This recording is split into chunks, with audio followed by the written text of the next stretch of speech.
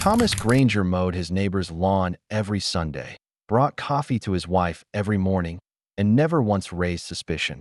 But behind his kind eyes was Richard Fenmore, a master manipulator who stole $9 million, vanished for 4 decades, and lived undetected just miles from the FBI agents still hunting him. Thomas Granger was the kind of man who could blend into any room and be forgotten the moment he left. He lived in the quiet town of Northfield, Connecticut, in a modest two-story home with a blue front door and flower beds his wife kept meticulously clean. He was the friendly neighbor who waved from his driveway, the guy who shoveled snow from the elderly widow's walkway without ever being asked. To those who knew him, Thomas was as ordinary as they come. That's precisely what made him so dangerous. He moved into town in the spring of 1982 with nothing but a boxy gray sedan and a handful of belongings. He told neighbors he'd grown tired of the city and wanted a slower pace of life.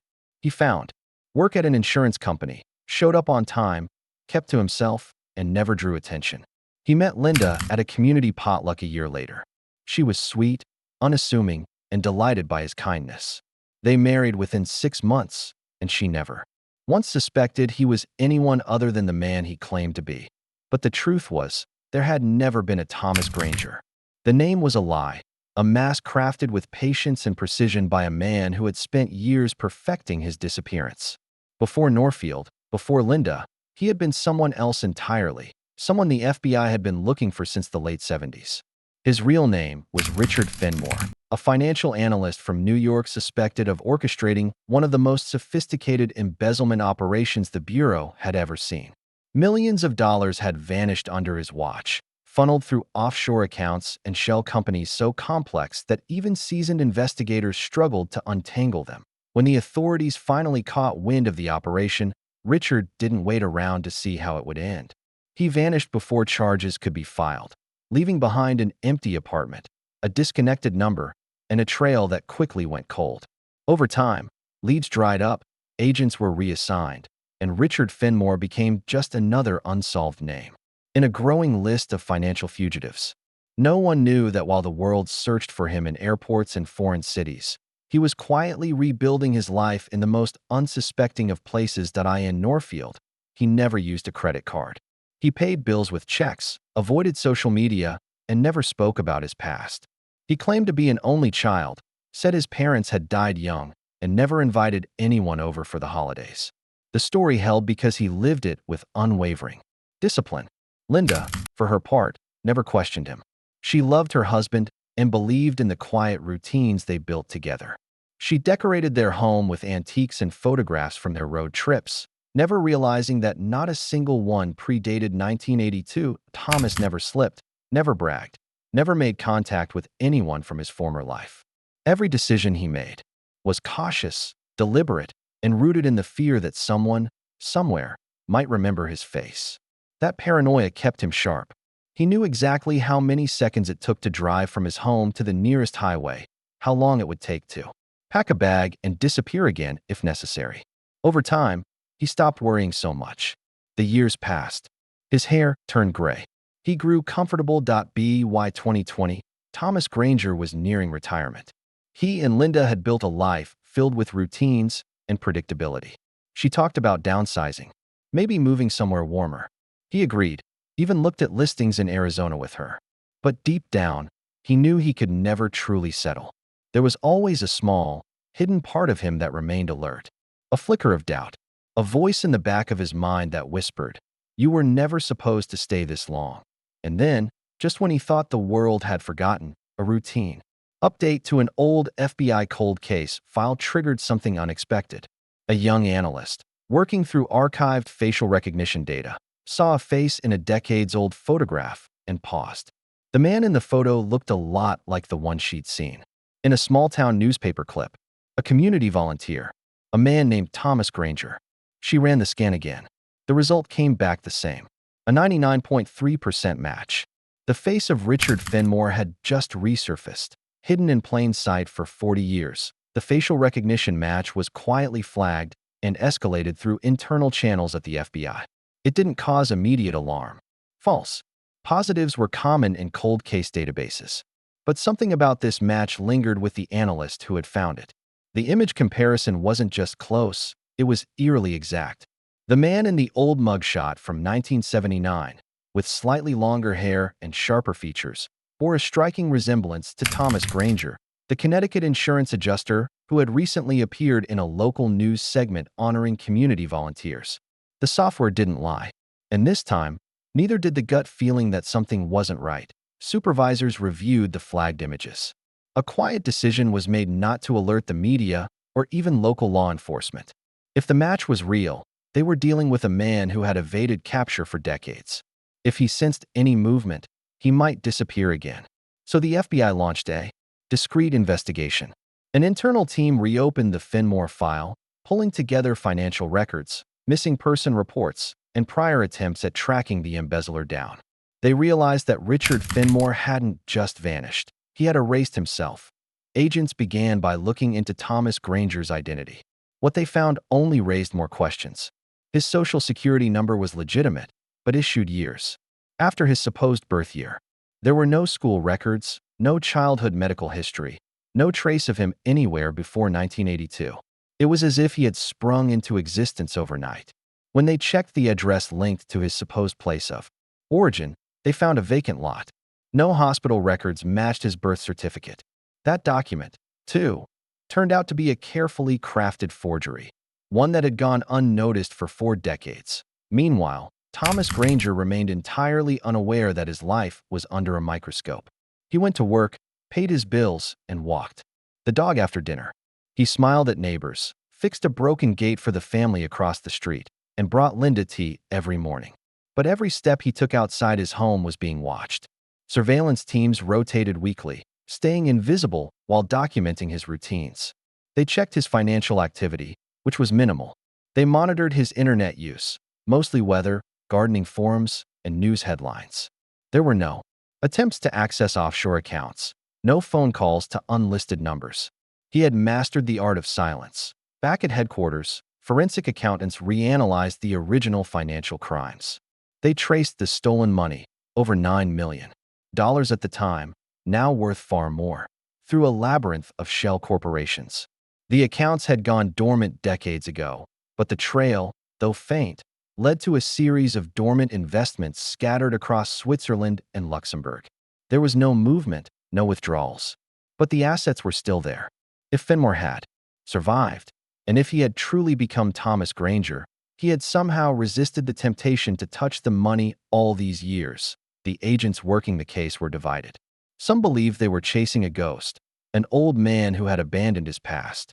Others saw a brilliant manipulator hiding in plain sight, waiting for the right moment to vanish again. Regardless of the theory, they all agreed on one thing. They couldn't afford to wait much longer. If Thomas Granger knew they were closing in, he'd disappear once more. And this time, they might never find him again. A decision was made to bring him in. Quietly.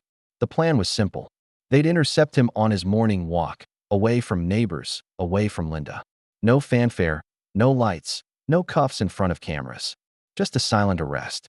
The agents chose a Friday morning, when the streets were quiet and Thomas typically followed the same route around the neighborhood park. But when they arrived at the location, ready to close the case, he was gone. Linda answered the door that morning, confused and bleary-eyed. She said he hadn't come home the night before. At first, she thought maybe he'd left early for work. But his car was still in the driveway. His wallet and keys were on the kitchen counter. His phone sat by the bed, untouched. She hadn't called anyone because she didn't want to overreact. She had no idea the FBI had been watching them. When agents told her who her husband really was, she collapsed into a chair, too stunned to speak. Inside the house, nothing seemed out of place. There were no signs of a struggle, no hastily packed bags, no open windows or broken locks. It looked as if he had simply evaporated. The only oddity was a patch of dirt behind the garden shed, freshly turned soil, slightly darker than the rest. Investigators pried up the wooden floorboards inside the shed and discovered a narrow opening beneath. It led to an old storm drain, just wide enough for a grown man to crawl through. A flashlight revealed a tunnel snaking into the darkness, leading toward the woods. It wasn't much, but it was enough. Thomas Granger, Richard Finmore, had vanished again. After 40 years of silence, The man they thought they had finally cornered had disappeared before they could lay a hand on him. The discovery of the tunnel beneath the shed sent shockwaves through the FBI team. It wasn't just that Thomas Granger had vanished. It was that he had planned for this exact moment. The storm drain route had been reinforced with wooden beams and widened in parts, suggesting years of preparation. It was narrow, dark, and barely passable, but it offered one thing he needed most: an untraceable exit. Investigators followed the path for nearly half a mile before it ended at a dried-up creek bed just beyond the tree line bordering the neighborhood. From there, the trail went cold. Search teams combed the woods, surrounding roads, and nearby bus and train stations. Dogs were brought in, but the scent faded before it could lead anywhere. Surveillance cameras in the area were reviewed frame by frame. Not a single one captured him.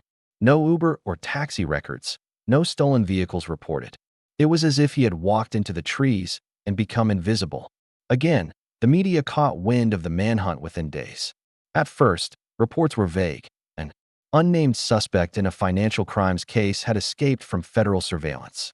But leaks trickled out, and soon the full story exploded. Thomas Granger, the beloved community volunteer, churchgoer, and insurance adjuster, was actually Richard Fenmore, the elusive criminal who had pulled off one of the biggest financial scams of the 20th century. Neighbors were stunned. Friends called it a mistake. Linda, heartbroken and humiliated, refused interviews and left town to stay with her sister. The FBI faced mounting pressure. Not only had they failed to arrest Fenmore, but their careful operation had also spooked him into disappearing again. Internally, they knew the truth was worse. Fenmore had never stopped being careful. He hadn't panicked. He had executed a long-prepared escape plan with precision. This wasn't a flight of desperation. It was strategy. As days turned into weeks, a new task force was assembled. They reviewed everything again, from financial records to personal habits. One analyst noted a pattern. Over the past decade, Thomas had taken several solo road trips. At the time, Linda said she believed they were harmless drives to clear his mind or look at retirement homes. But now, each destination took on new meaning. They were all small towns, most near state borders, and each visit lasted just long enough for someone like him to lay the groundwork for a future identity. Investigators focused on the most recent trip, 4 months before his disappearance, to a quiet rural community in Iowa. He had stayed at a bed and breakfast under his real alias, Thomas Granger. The owners remembered him as polite and inquisitive. He had asked a lot of questions about property values, local employment opportunities, and even rural post office jobs. This wasn't a casual visit. It was reconnaissance. Agents traveled to Iowa, canvassing the town under the radar. A few weeks after his stay, a property on the outskirts of town was purchased in cash under the name Charles Elwood. The deed paperwork was spotless, the background check clean. Nothing stood out, except for the meticulous care taken to create a paper trail for someone who had supposedly existed for over 60 years, but whom no one in the area had ever met. They watched the property for days. The house, a modest one-story structure with a tin roof and wide front porch, looked abandoned at first. But small signs of life gave him away. Smoke from the chimney in the morning, lights flickering on after dark, footprints in the dirt. Eventually, a man stepped out onto the porch. Gray hair, glasses, a slower gait. From a distance, he looked nothing like the sharp, calculating figure in the 1979 mugshot. But the facial scan confirmed it. This was Fenmore. This time, the arrest was immediate. Agents moved in before sunrise, surrounding the property in silence. Fenmore didn't run. He didn't fight. He opened the door calmly, as if he had been expecting them. There was no fear on his face, only a tired resignation. He was handcuffed and read his rights, offering no resistance and saying nothing. Inside the house, agents found a new identity in progress. IDs, forged birth records, even employment paperwork from the local post office. In a locked drawer, they discovered maps, withdrawal instructions for hidden offshore funds, and a passport under a different name. He had come dangerously close to vanishing forever. Again, he was flown back to Connecticut under heavy security, finally in custody after more than 40 years on the run. But the biggest shock wasn't just that he had fooled his wife, his friends, and the FBI once. It was that he had done it twice. Richard Fenmore's second capture drew national attention. News outlets framed it as the return of a ghost, a man believed by many to be either long dead or hiding on a different continent. But he had never been far. He had simply studied the system better than most. For 40 years, he had built a fortress of lies so detailed and convincing that even the agency hunting him had stopped looking. Now, the curtain had finally fallen, and what lay behind it stunned not only the public, but also the investigators who thought they had seen everything at T federal headquarters. Finmore sat in silence.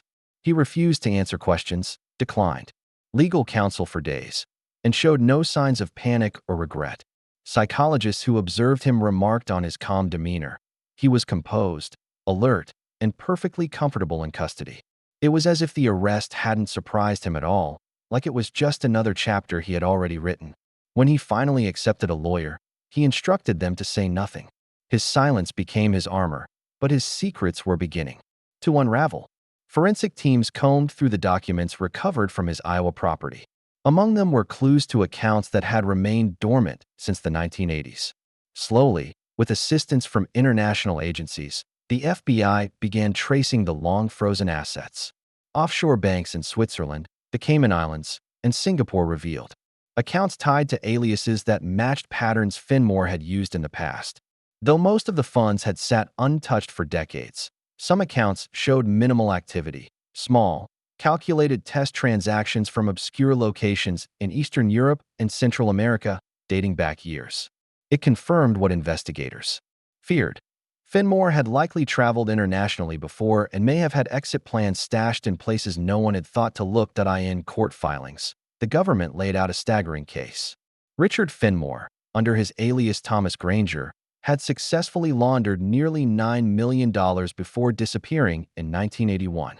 He had created at least 3 alternate identities over the decades, purchased properties in 5 states under false names, and never once left a paper trail that tied him back to his original life. It wasn't just the theft that stunned prosecutors, it was the discipline. No luxury cars, no extravagant travel. He had lived like an ordinary man, surrounded by a fortress of false simplicity. For Linda Granger, the impact was devastating. She gave a statement through her lawyer, describing herself as blindsided, betrayed, and deeply ashamed. She claimed to have no knowledge of her husband's past and offered to cooperate in any way she could. Investigators believed her. Her personal accounts showed no suspicious activity, no secret transfers, and no connection to any of the false identities. She had lived beside a stranger for 40 years and never seen the cracks. She moved out of their home and cut off all communication with him. For the rest of her life, she would be remembered not for who she was, but for the man she unknowingly shared it with. Meanwhile, the FBI reviewed every cold case involving financial fugitives. Finmore's story had shaken confidence in their tracking systems. He had slipped through their fingers once, then done it again even under surveillance. His success wasn't due to luck, it was precision. He had studied their methods, understood their blind spots, and exploited their assumptions. After his escape, dozens of cases were reopened, searching for similar patterns. Quiet, modest people in quiet, modest towns who might not be who they claimed to be. The court proceedings became a national spectacle. Prosecutors painted Finmore as a genius con man who had weaponized patience. The defense, with little room to argue, focused on mental health and the passage of time. But the evidence was overwhelming. Photographs, financial records, forged documents, fingerprints. Every detail he had tried to bury was now being displayed publicly, piece by piece. In the end, Richard Finmore was convicted on multiple counts of fraud, identity theft, wire fraud, and obstruction of justice. The judge, visibly shaken by the scope of the deception, handed down a 35-year sentence with no possibility of parole. Given his age, it was effectively a life sentence. Yet even after the trial, questions remained. What else hadn't they found? Were there other accounts, other identities, other plans that Finmore had prepared but never activated? Had he passed knowledge to someone else? Investigators admitted privately that they may never know. He had hidden too much, too well, for too long. But perhaps the most chilling realization was this. Richard Finmore hadn't just escaped the FBI for 40 years. He had adapted, evolved, and built an entirely new reality, one so ordinary, so forgettable, that no one thought to question it. And in doing so, he didn't just fool his wife, his neighbors, or the system, that he fooled the very concept of trust itself. In the years following Richard Finmore's conviction, the dust began to settle, but the shockwaves of his deception rippled far beyond the courtroom. Law enforcement, the media, and even his former neighbors struggled to process what had truly taken place. For over 4 decades, a man had lived among them, earning trust, offering kindness, and blending in so perfectly that no one ever imagined. He was hiding one of the longest-running criminal deceptions in American history. The illusion had been complete, not because of brilliance alone, but because of its consistency. He never broke character. He never slipped. He never got greedy. Inside federal prison, Finmore remained silent. He declined interviews from journalists, ignored letters from strangers, and never responded to requests from Linda, who wrote once, more out of closure than reconciliation. He left the letter unread. His days became a repetitive cycle of routine: meals, exercise, and solitude. Other inmates viewed him with a mix of curiosity and caution. He wasn't dangerous in the traditional sense. He didn't fight, didn't speak much, and didn't brag. But there was something unsettling about him, something too calm. As if the world outside, the one where he had pretended to be someone else for 40 years, didn't matter anymore. Meanwhile, the government's asset recovery team continued working through the maze of financial trails he had left behind. Some accounts were successfully seized, particularly those in Switzerland, where dormant funds under shell corporations matched old codes found in his Iowa property. But a significant portion of the original stolen money remained missing. Investigators believed Finmore had split the funds across multiple untraceable currencies decades ago, possibly in bearer bonds or physical gold. If so, and if those assets were never recovered, they might still be hidden somewhere, waiting in safety deposit boxes, buried underground, or stashed in places known only to him. Occasionally, federal agents would revisit the house in Iowa or return to the Granger residence in Connecticut, searching for missed clues. They inspected the soil behind the shed again, scanned the basement walls for hidden compartments, and tore up old floorboards. But the trail was cold. Finmore had left nothing more than what he intended. Every move, every escape, had been anticipated, far in advance. Every contingency planned. He had turned lying into a science. Linda Granger never returned to her old home. She sold it quietly, using a legal proxy, and settled into a small coastal town under her maiden name. People still recognized her on occasion, and whispers always followed. She became reclusive, avoiding interviews and declining documentary offers. In one rare email to a journalist, she wrote that the hardest part wasn't that her husband had lied. It was realizing that she had never truly known him. Everything about their marriage had been theater. The anniversaries, the quiet mornings, the long road trips, none of it had been real. Or if it had been, it was only real for her. He, on the other hand, had merely been hiding in her shadow. Back in Washington, a new division was created to study long-term fugitives who use false identities to embed themselves in everyday society. They referred to it unofficially as the Finmore Unit. His case became a training model for how subtle deception could survive undetected when masked by simplicity. He didn't flaunt wealth. He didn't try to run scams under his new name. He lived small, lived slow, and never drew attention. And that, in the end, had been his most powerful weapon. Years passed. The name Richard Finmore faded from the headlines. New crimes replaced his in the public imagination. But among investigators, his story remained an open question. What else had he done? What had they missed? Some theorized he had accomplices who were never discovered. People who helped forge documents, transfer funds, or cover his tracks. Others believed he had left clues behind, breadcrumbs for someone else to find, or perhaps a future version of himself to use. If escape ever became possible again, even in prison, his myth grew. The man who vanished into a neighborhood, who lived beside ordinary people for 40 years and fooled every level of authority, was no longer just a criminal. He had become a symbol of how thin the boundary can be between truth and fiction, between trust and illusion. And in a small concrete cell, surrounded by thick walls and iron bars, Richard Finmore, the man once known as Thomas Granger, Charles Elwood, and countless others, sat alone. never confessing, never explaining, just waiting, as if he still knew something the world didn't. As if, even now, the game wasn't quite over.